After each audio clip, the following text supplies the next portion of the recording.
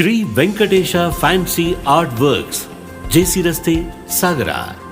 1945ರಿಂದ ಶ್ರೀಗಂಧ, ಬೀಟೆ, ಶಿವನೆ ಮತ್ತಿತರ ಮರಗಳಿಂದ ತಯಾರಿಸಿದ ಕಲಾಕೃತಿಗಳ ಮೌಲ್ಡ್ ಮಾಡಿದ ಉಡುಗೊರೆಯ ವಸ್ತುಗಳ ಮಾರಾಟದಲ್ಲಿ ಮಲೆನಾಡಿನ ಸುಪ್ರಸಿದ್ಧ ಮಳಿಗೆ Shri Venkatesha fancy art works.